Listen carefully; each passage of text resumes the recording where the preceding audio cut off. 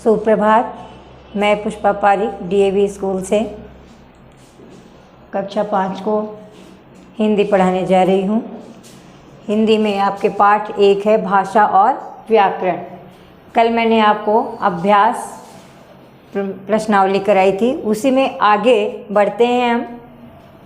अब देखते हैं निम्नलिखित वाक्य भाषा के किस रूप को दर्शाते हैं। तो पहला है समाचार पत्र पढ़ना। कौन सी भाषा का रूप है?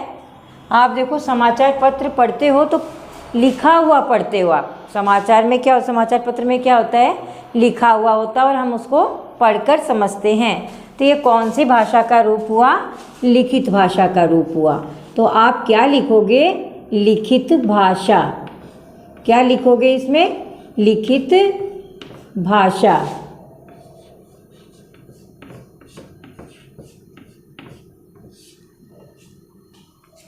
ठीक है। अब है दूसरा, नौकरी के लिए प्रार्थना पत्र लिखना। आप प्रार्थना पत्र लिखते हो या कोई भी निबंध वगैरह लिखते हैं तो वो भी क्या होता है? लिखित भाषा में ही हम लिखते हैं। तो इसमें भी क्या लिखोगे आप? लिखित भाषा।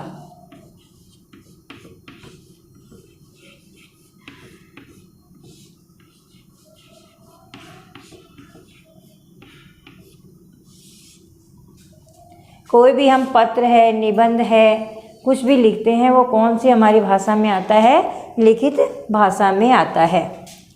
फिर है दादी माँ द्वारा बच्चों को कहानी सुनाना।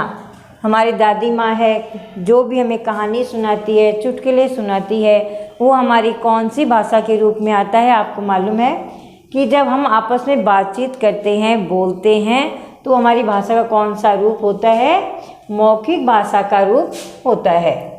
कौन सी भाषा का रूप होता है? मौखिक भाषा का रूप होता है।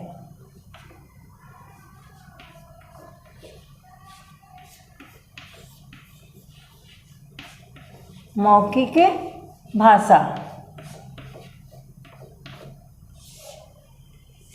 उसके बाद आपके लास्ट वाला है दुकानदार द्वारा ग्राहक को वस्तु की विशेषता बताना। हम कोई भी दुकान में जाते हैं तो दुकानदार अपनी वस्तुओं की हमें विशेषता बताता है। मान लीजिए कोई सर्फ है तो बताएगा बहुत अच्छा है, बहुत कम दाम में है, बहुत ज़्यादा चलता है, कपड़े साफ़ करता है, ये बहुत सारी विशेषताएं बताता है। मान लीजिए आप आम खरीदने गए तो आम वाला भी अपने फलों की विशेषता बताता है कि आम बहुत अच्छे हैं, ताज़े हैं, मीठे हैं। तो आपको कैसी भाषा में बताता है वो? मौखिक भाषा में। कौन सी भाषा में? मौखिक भाषा में ही वो आपको बताता है। तो ये हो गया आपका मौखिक भाषा। फिर से देख लो आप एक बार कि समाचार पत्र पढ़ना कौन सी भाषा में आता है? आपके लिखित भाषा में। नौकरी के लिए प्रार्थना पत्र लिखना लिखित भाषा में। दादी माँ द्वारा बच्चों को कहानी सुनाना मौखिक भाषा में। दुकानदार द्वारा ग्राहक को वस्तु की विशेषता बताना मौखिक भाषा में आता है। क्योंकि जब हम मुख से बोलकर अपने भाव विचार करते हैं और आप उसको सुनकर समझते हो तो वो कौन सी भाषा होती है? हमारी मौखिक भाषा होती है। और लिखकर जब हम समझाते हैं और आप पढ़कर समझते हो तो वो लिखित भाषा होती है। ठीक है। अब देखो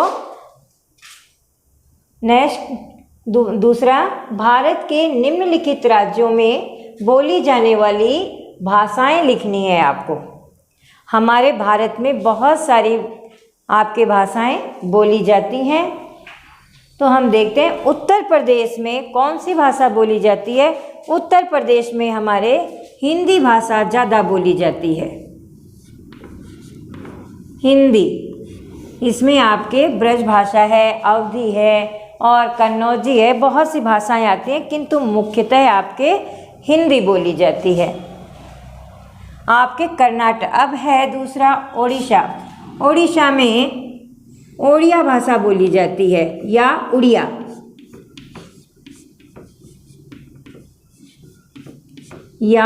उड़िया भाषा बोली जाती है।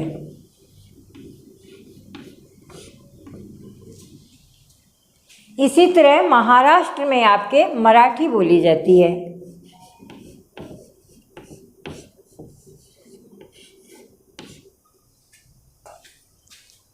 कर्नाटक में कन्नड़, कर्नाटक में कन्नड़।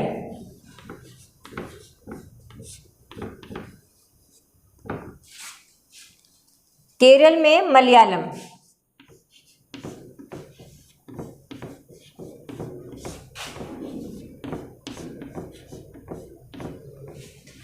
और पंजाब में पंजाबी।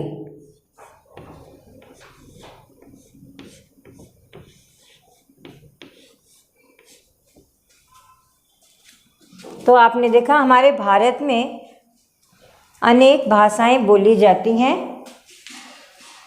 जैसे कि आपके गुजरात में गुजराती बोली जाती है, उत्तर प्रदेश में हिंदी, कर्नाटक में कन्नड़, ओडिशा में ओडिया या उड़िया, केरल में मलयालम, महाराष्ट्र में मराठी, पंजाब में पंजाबी। अब हम देखते हैं कि निम्नलिखित भाषाओं की लिपियों के नाम लिखने हैं। लिपि का अर्थ होता है तरीका, जो ध्वनि हम बोलते हैं और उनको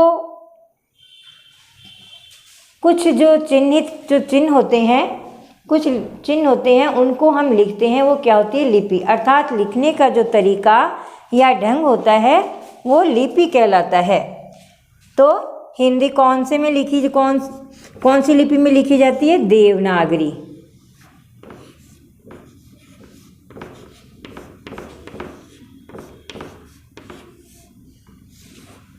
हिंदी को हम देवनागरी लिपि में लिखते हैं। उर्दू को फारसी लिपि में लिखते हैं।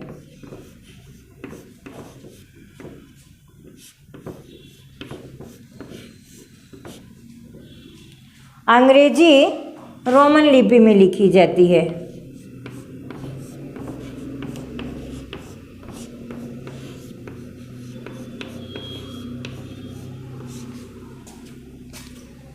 संस्कृत देवनागरी में लिखी जाती है।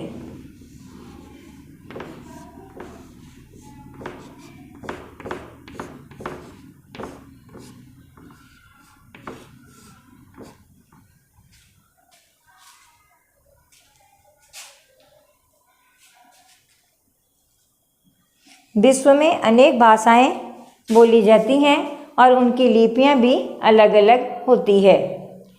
तो हम देखते हैं कि हिंदी देवनागरी में लिखी जाती है, उर्दू फारसी में, अंग्रेजी रोमन लिपि में लिखी जाती है और संस्कृत देवनागरी लिपि में लिखी जाती है।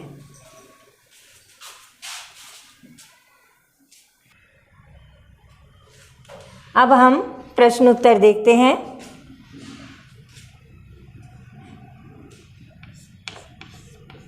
निम्नलिखित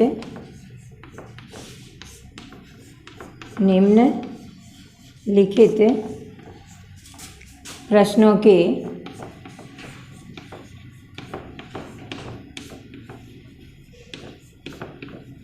उत्तर दीजिए।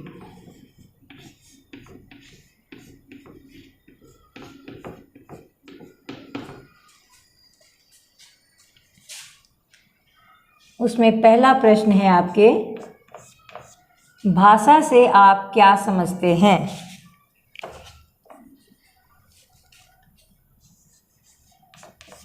भाषा से आप क्या समझते हैं?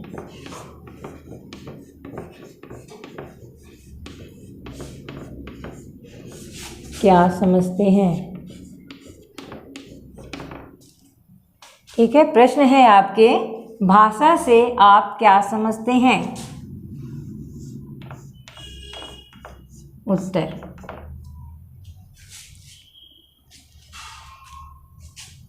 भाषा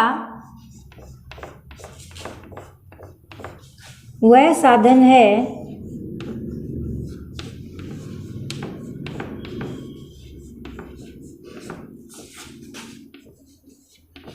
वह साधन है जिसके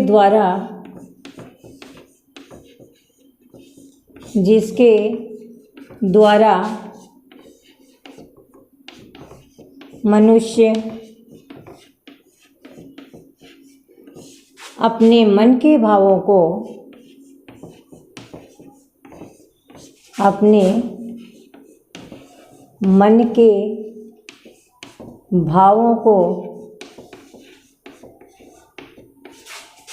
को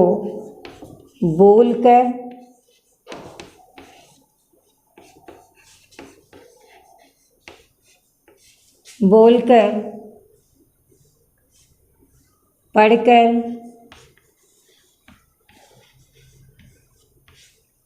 या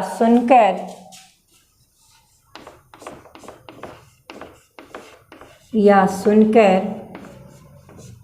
समझता है।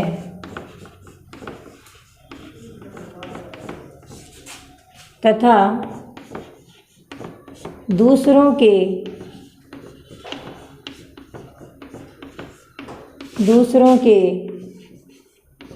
भावों को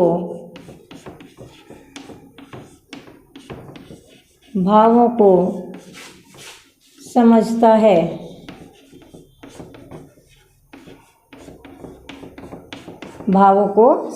है। अर्थात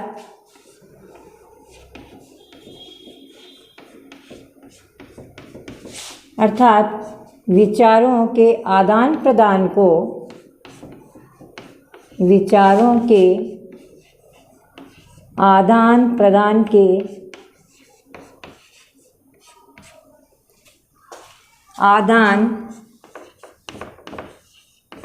के माध्यम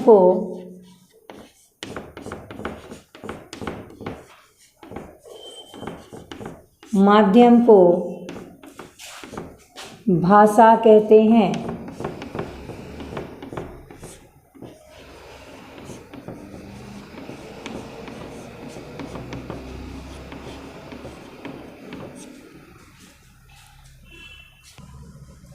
आज आपको मैंने जो भी कुछ भी पढ़ाया, अगर समझ में नहीं आता है तो आप DAV ग्रुप के नंबर पर आप मैसेज कर सकते हो।